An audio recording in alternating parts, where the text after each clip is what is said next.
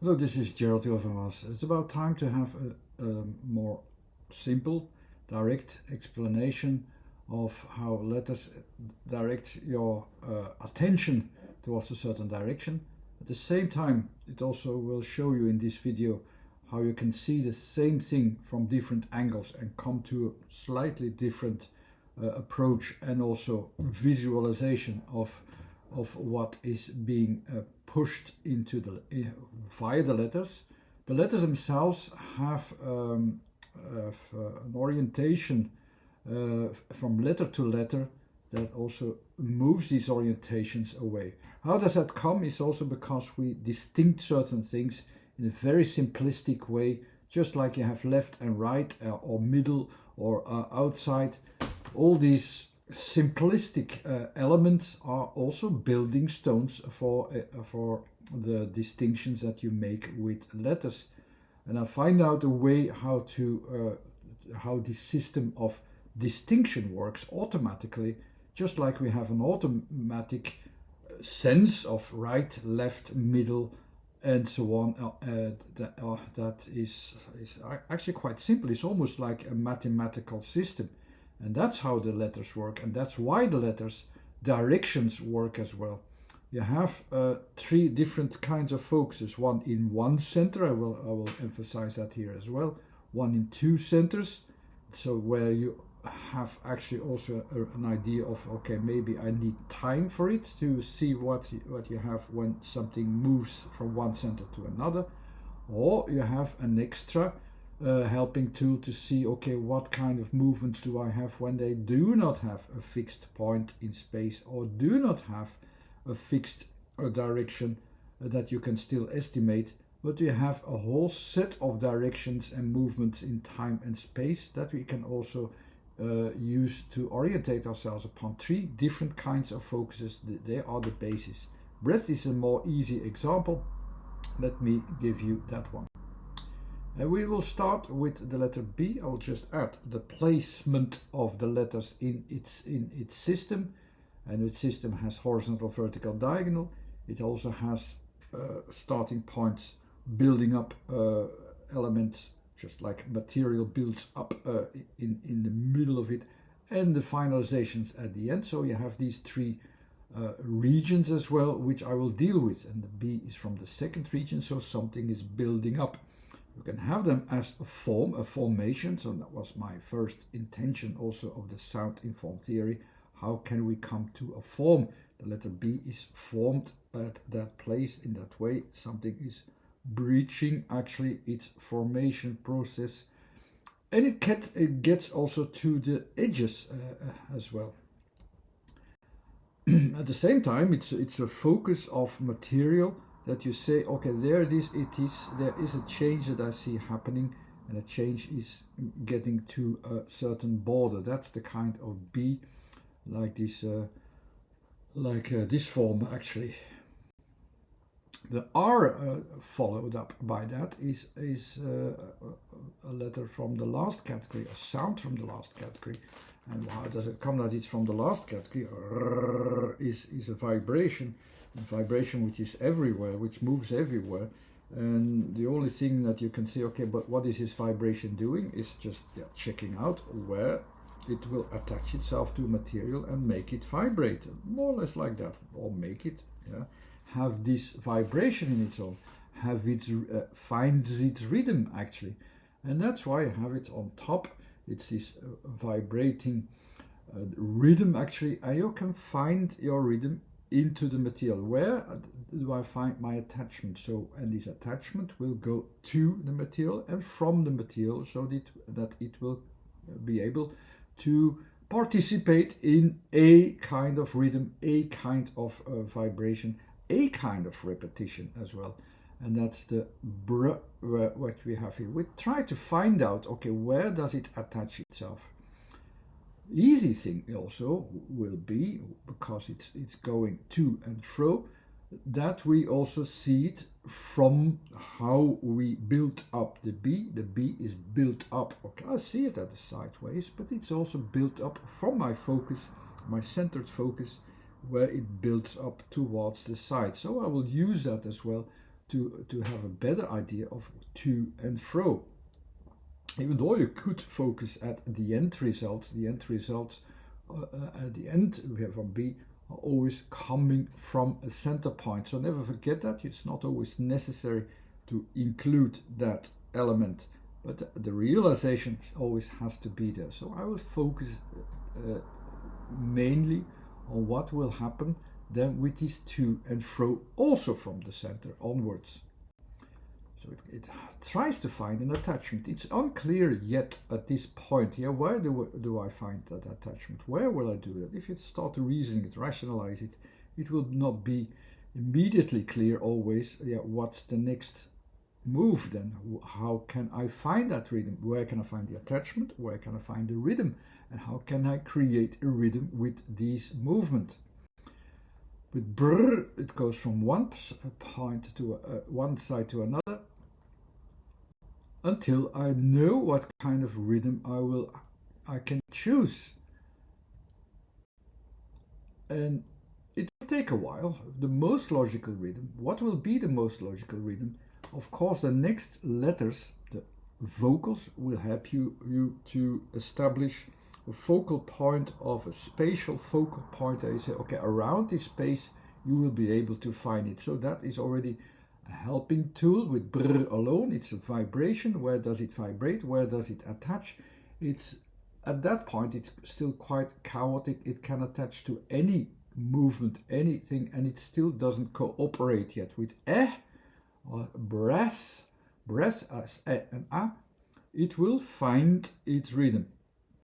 And so let's find its rhythm in the two parts which means when the timing between 2 points, as 2 points, the is ready with that. So I will deal with that, and I also deal with that center. So the is this timing from one moment to another moment. So I go into this rhythm from one point to another, which will decide actually already this rhythm that gives attention to what is different. So from what difference to what difference will be able to find a rhythm.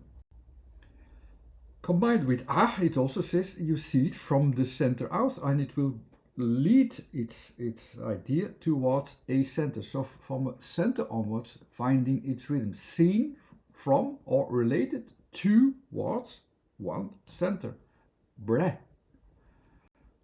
And that's what will create these two rhythms, the 1, 2 of and fro.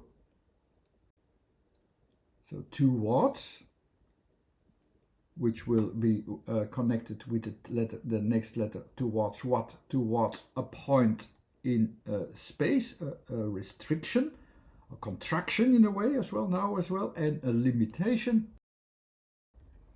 And the other way around, the H, which is from the last category, which is the openness, which is created within that rhythm. So to open up the rhythm, opening it up, giving the opportunities, having all the opportunities that I have a living space in which the rhythm can occur. That's the H, where it can take part into its global and potential rhythm of life, of course, at the same time.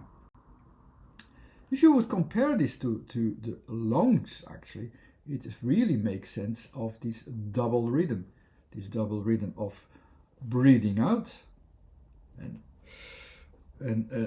also extending of the lungs, not at the same time, but it's also there, and then breathing in or contracting, actually more like that. So it is where you have the breathing out and breathing in.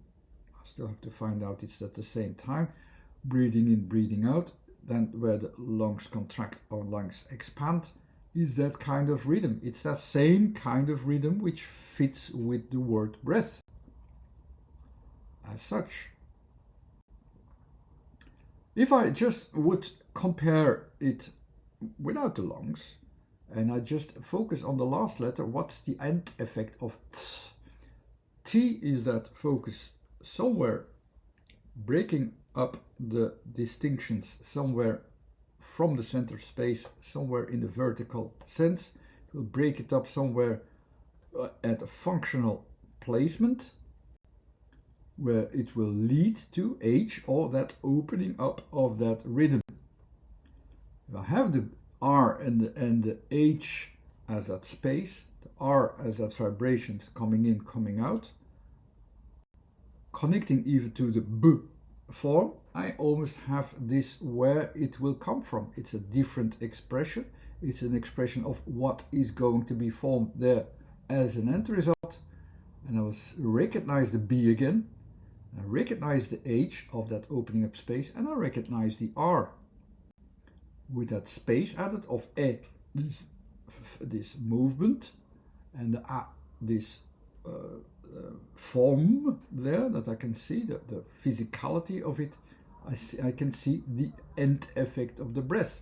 Even though the images are different, what is happening there and what is going on there is the same thing. It's that rhythm that will produce in the end that breath in space, while the br itself is that motoric expression of it. The S is that end effect of it. It's all there. So even if you see the things from different angles, from where does it start from or where does it end with, it gives you different aspects of all the things that is expressed in it. And that seems to be quite coincidental, but it's exactly what is expressed in these words as a letter combination of directions. That might be strange to you that it's so much a livable entity, almost, like this word is expressed, is expressing actually exactly what we want to express in it. And that is almost like what's going on here. Is there something spiritual around it, that it's also there? It's also our, if you see that in a spiritual sense or in a physical sense or in a associative sense, it doesn't matter. It's the thing that works, and it works for us. It's that logic that works for us, and it follows up that logic, and it expresses this logic of what will we distinct there and how we can distinct this. It's all predestined almost, that we follow up certain things that we express, and we use the letter combinations that expresses exactly what we need to express with them. That's it for now. If you want to have some extra learning process, how to get used to the logic that comes forth from the letter combinations, I think the sounding form is a good introduction. Do not take it too literally that you have to learn by heart everything which is in there, which is an impossibility, which is even not really necessary. It's more necessary that you get used to it, to see the different angles, to see how it works together, how it reveals actually that it's working together and how it can work together. And it's much more important to get used to how these letters work together than to follow up the theory too literally, too rationally, because then you will overlook actually what we are also dealing with. We also, in language and also in speech, there's so many more things that going on that I even didn't talk about. How the intonations pushes it, how the length of the words can even the length of certain letters and sounds can even influence the shapes that are associated with, and so on.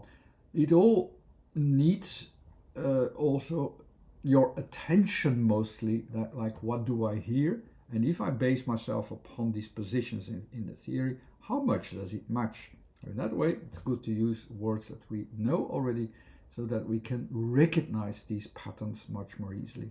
Thanks again for watching. Bye.